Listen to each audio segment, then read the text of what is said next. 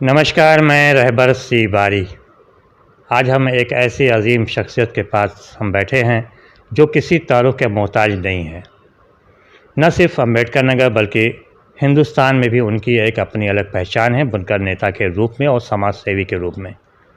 इस वक्त वो टांडा नगर पालिका परिषद के चेयरमैन पद के निर्दल प्रत्याशी भी हैं और पूरा उनको समर्थन प्राप्त है नगरवासियों का।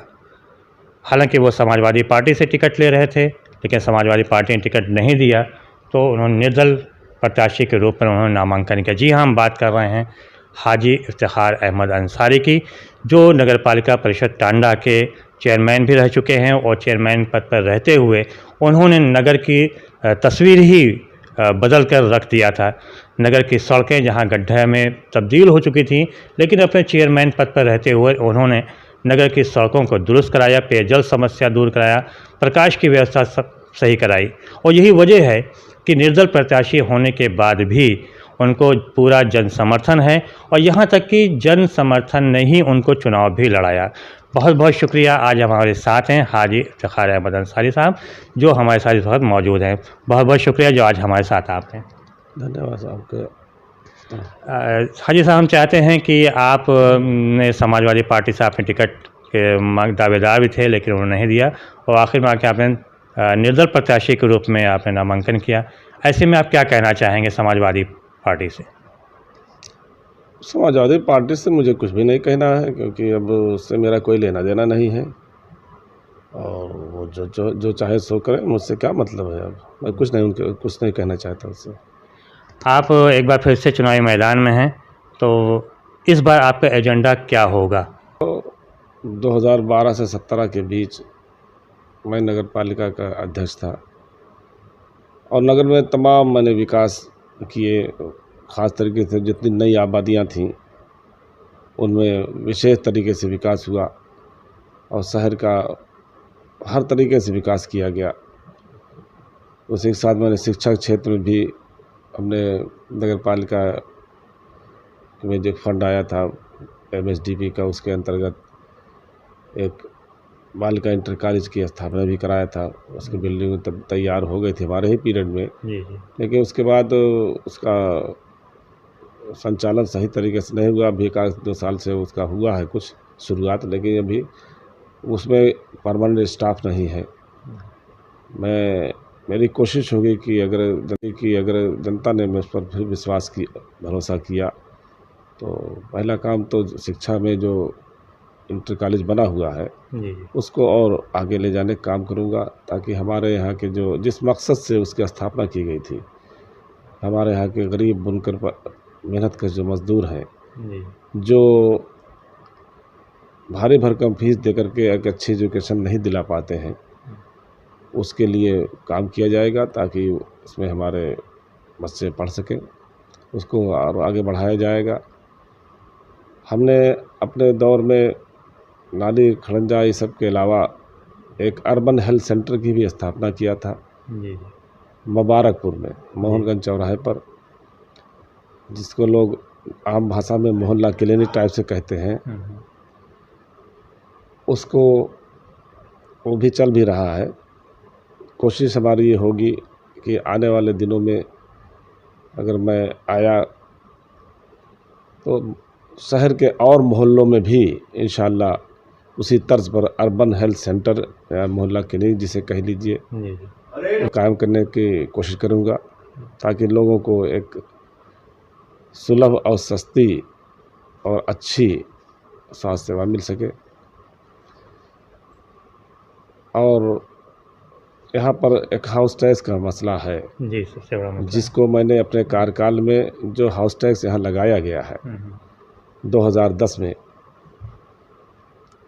वो बहुत ही गलत तरीके से लगाया गया है। नगर पालिका अधिनियम की अनदेखी की गई है, जनता के साथ धोखा किया गया है। फर्ज मतलब बिल्कुल इल्लीगल है। वो जो भी नियमावली जो यहाँ लागू जिससे वसूली हो रही है, वो बोर्ड के द्वारा ना ही स्वीकृत है, ना ही राज्य सरकार द्वारा उसकी स्वीकृति दी गई। सीधे जनता पर थोप दिया गया उसको गजट नोटिफिकेशन करा करके।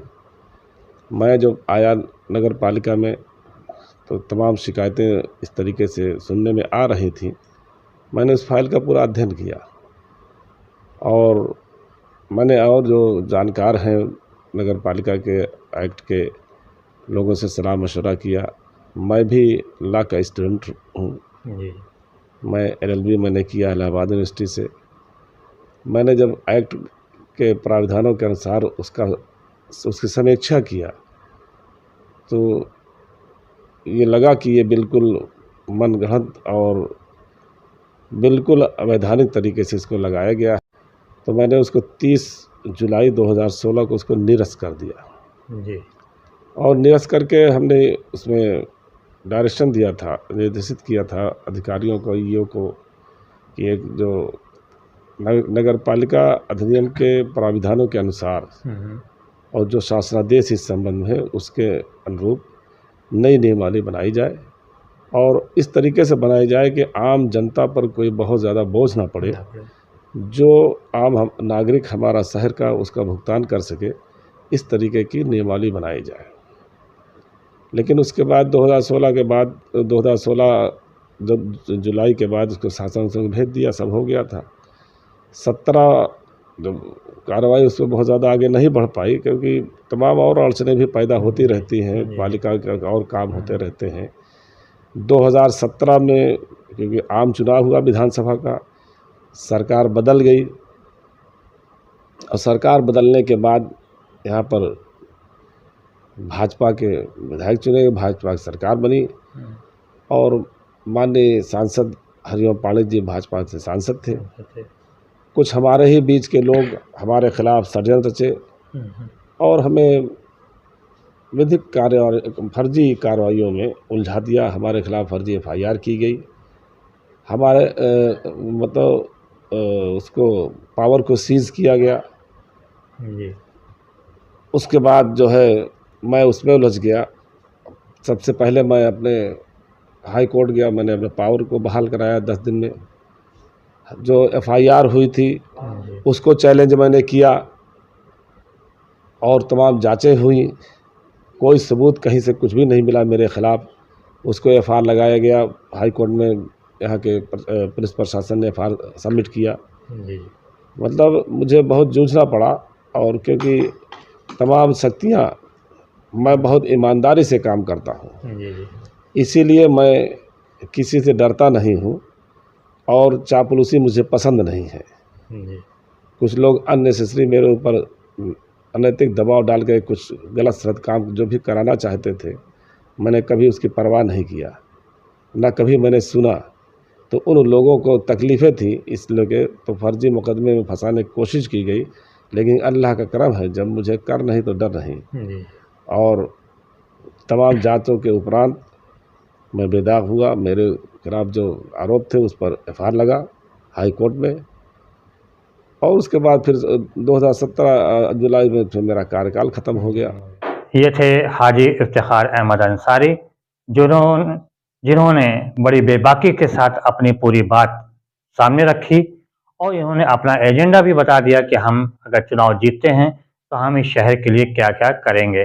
बहरहाल ये तो आने वाला वक्त ही बताएगा कि आखिर क्या होने वाला है, क्योंकि अभी 1 हफ्ता और बचा है मतदान होने को। जीत किसकी होती है, किसकी हार होती है तो ये तो 13 तारीख को ही पता लगेगा।